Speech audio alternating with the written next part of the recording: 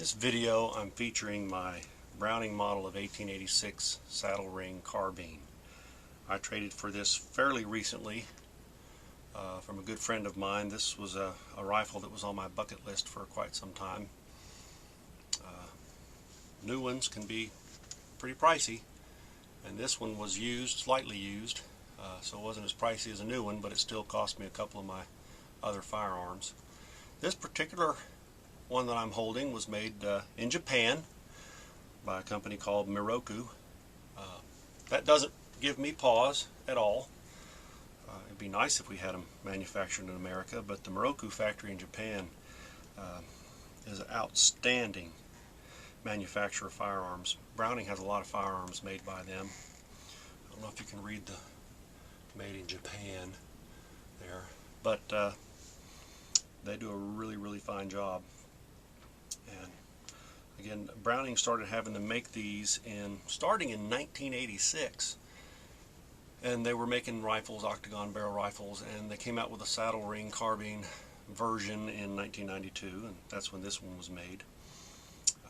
And like most of them, it was made in 4570 Govt. There were other chamberings, some slightly smaller, some larger. There's, I think, even 4590 versions, but this is the most popular chambering, 4570. And this is an old design. Like I said, it's the model of 1886. This was a Browning design. He designed it for Winchester. Up to that time, Winchester, their lever actions were toggle link lever actions, and fine, smooth operating lever actions, very reliable, but they were designed for what we would call pistol calibers today, and when you try to design them for a rifle caliber, you ran into two problems. Number one, the toggle link action isn't incredibly strong, and to make it strong enough to handle something like the 4570, you really have to beef it up, and that adds weight and size to the rifle. And another thing that adds size to the rifle is just the length of the cartridge itself. 4570 cartridge is a pretty long cartridge, and because the old toggle link actions had a cartridge carrier or cartridge lifter that was operated vertically, the cartridge came out of the tube into the cartridge lifter. When you cycled the action, it raised straight up and then shoved it on into the chamber. The receiver always had to have a section that was as long as the cartridge lifter.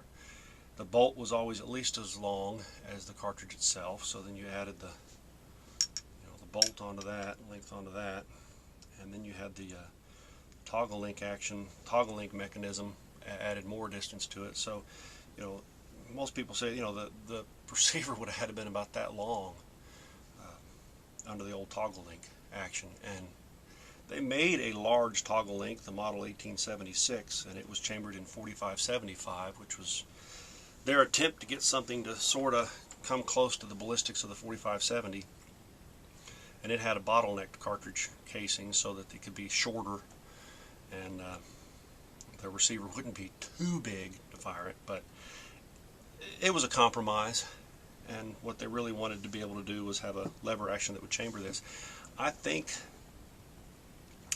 Marlin had a 4570 back then. It was different, but they were going to really lose a lot of market share. And anyway, Browning designed this rifle for them, and it had some features that were quite different. It's a completely different rifle, other than the fact that it's a lever action.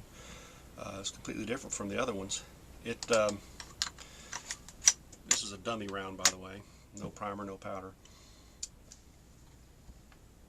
The first difference is that the cartridge carrier or cartridge lifter, rather than sliding vertically, just pivoted at the nose. So when it presented around to the chamber, it was at an angle, and that allowed the receiver to be a little bit shorter for that. And the other feature was the manner in which it locked. The toggle link action was never particularly a strong design, but this had mortised cuts on either side of the bolt, and corresponding mortised cuts in the receiver, and it had vertically sliding locking lugs connected to the lever. So when you close it, those vertically sliding locking lugs slid up into those mortised cuts and joined that bolt to the receiver. Very, very strong.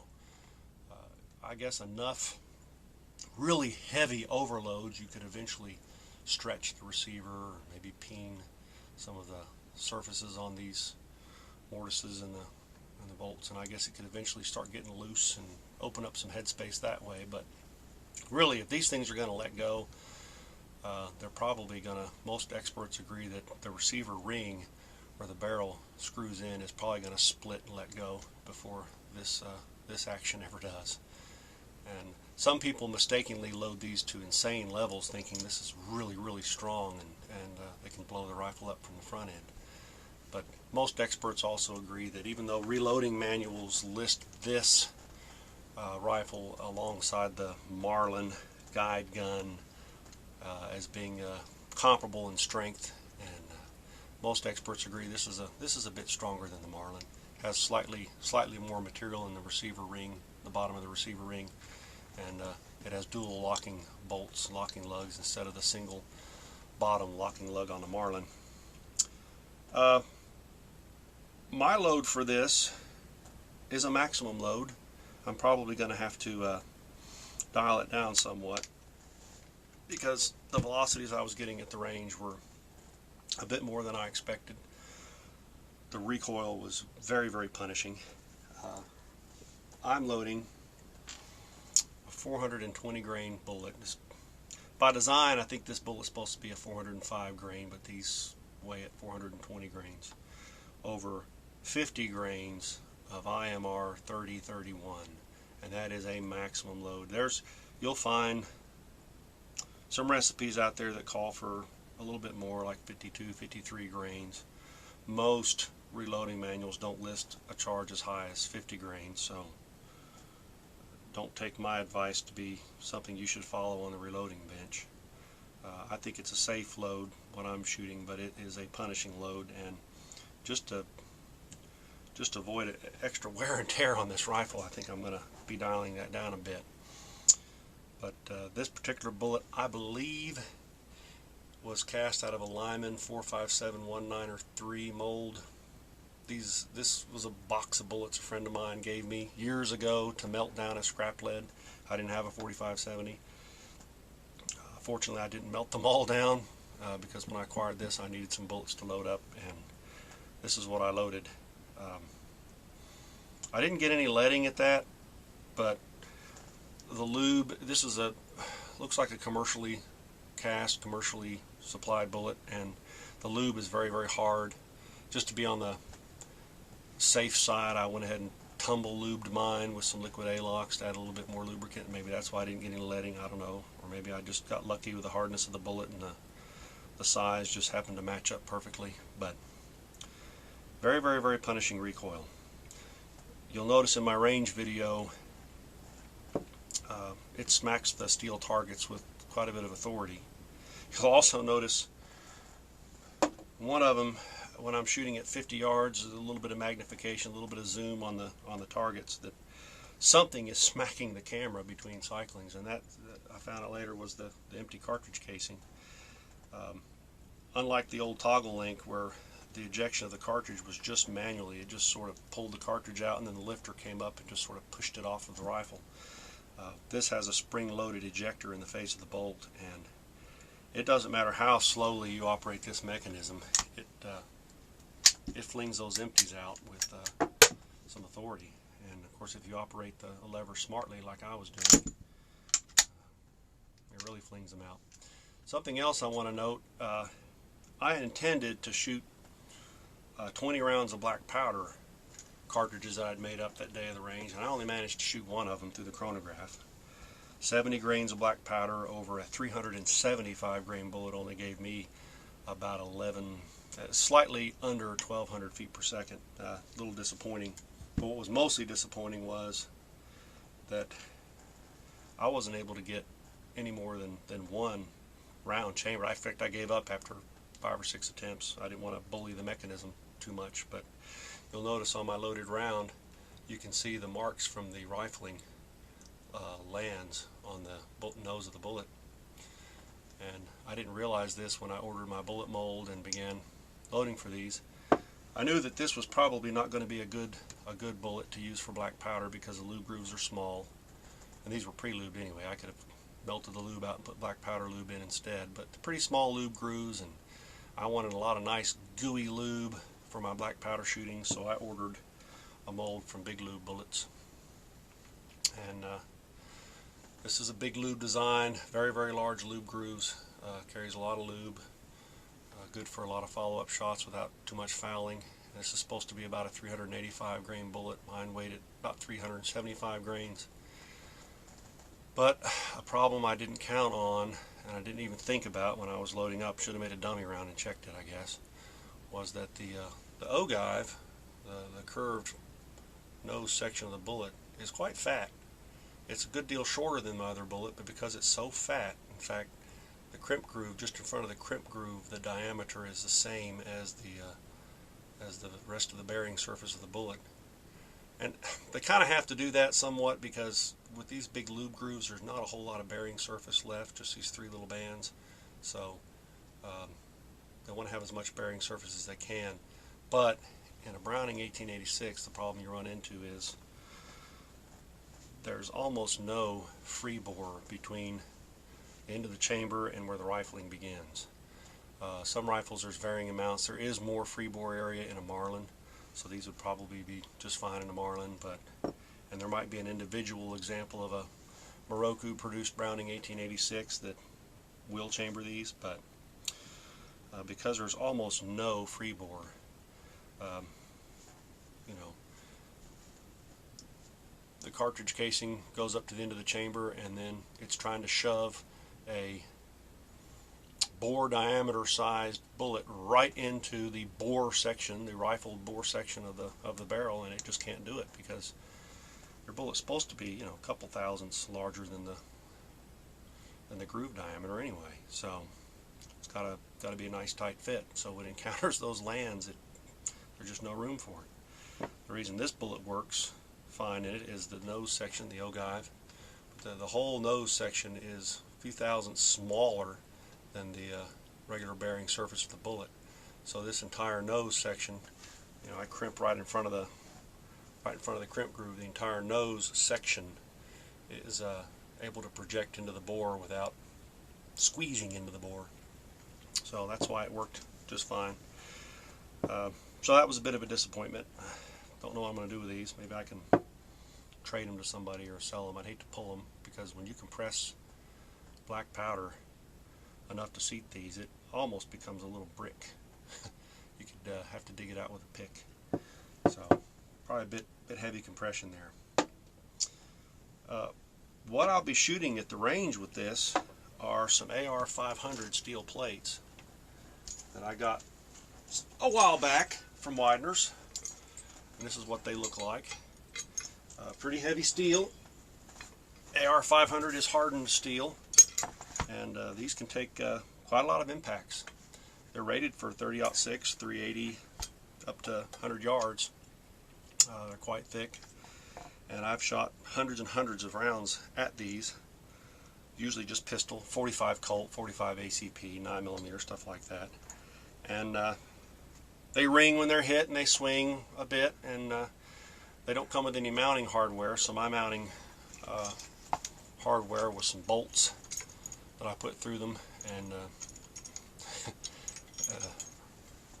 kind of jury-rigged this hanging mechanism. I slide a piece of rebar through here, and that allows them to hang, not only hang, but hang at a kind of a downward angle so that any bullet splash is directed down. These have gone for hundreds of rounds without any damage, but one day at the range with that 45-70, and you're dealing with over a ton of muzzle energy when it hits, and you can see it just bent these mounting bolts. So I'm going to have to figure out another way to hang these for 45-70, which won't be too hard, but just thought I'd show that to you.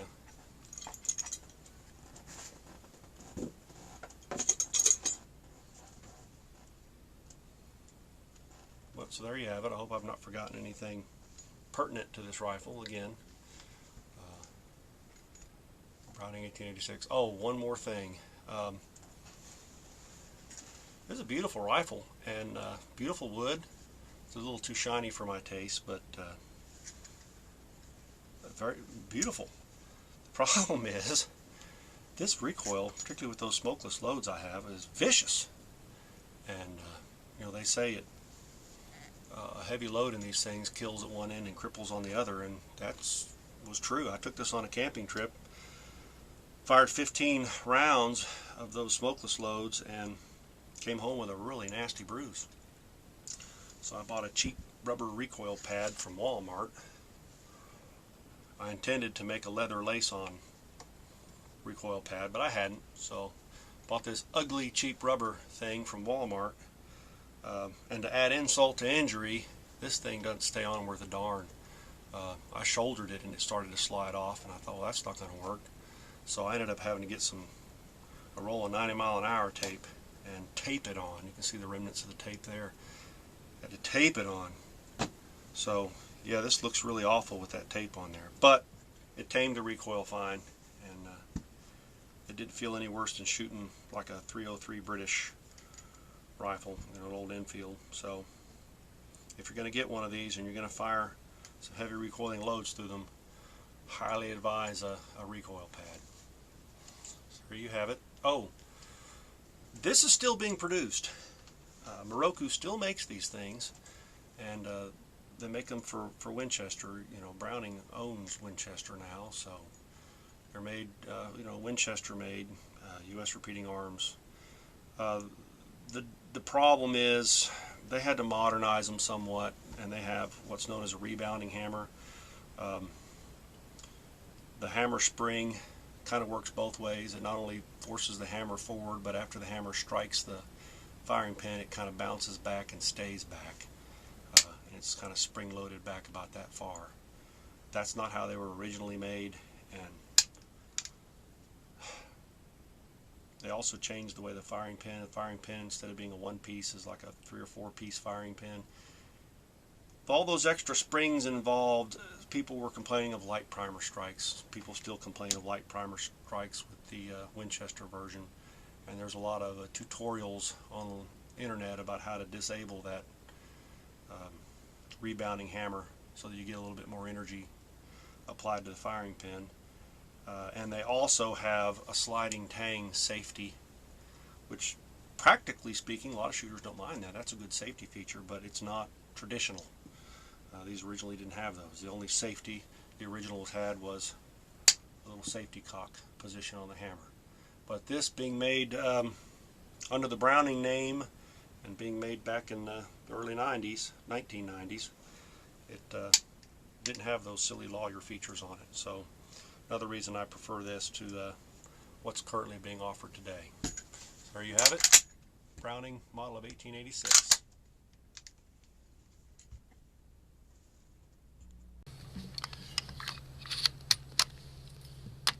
We'll load 5 rounds in here.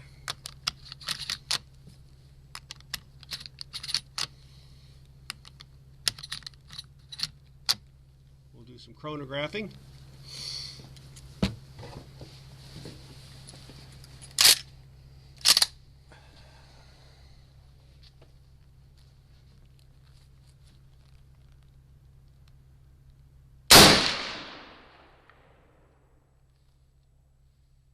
Say 1754? 94. 1794. No wonder this thing kicks so hard. You'll notice my poor man's recoil pad. I bought this cheap recoil pad from Walmart, and it's a rubber slip-on, and it just kept sliding off my shoulder. The first time I fired this without a recoil pad, I went home with a nasty bruise. Try another one. 1820.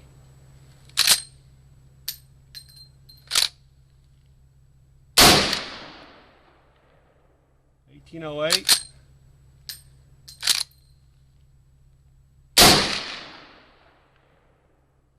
1774. How many you got left? 1. Let's put it at that steel plate right there. I'm going to back up, keep you out of the frame, but it's just going to be your back. I want them to see your body shudder when you shoot this thing, because it's pretty impressive. Alright, I got one round left of this run, and I got a steel plate there, spinner target at about 25 yards, 420 grains, moving at around 1,800 feet per second. So what does that steel target? Quite impressive.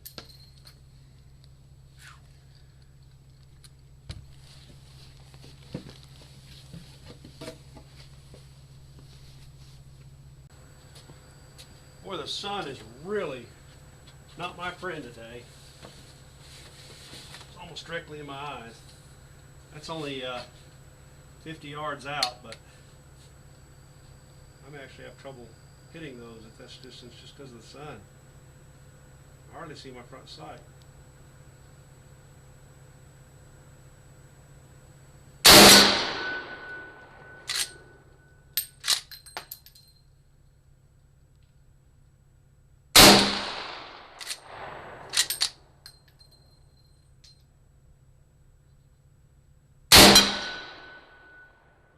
Smacks those targets. It's actually, I noticed earlier it was smacking them so hard it was bending the bolts they were hanging from.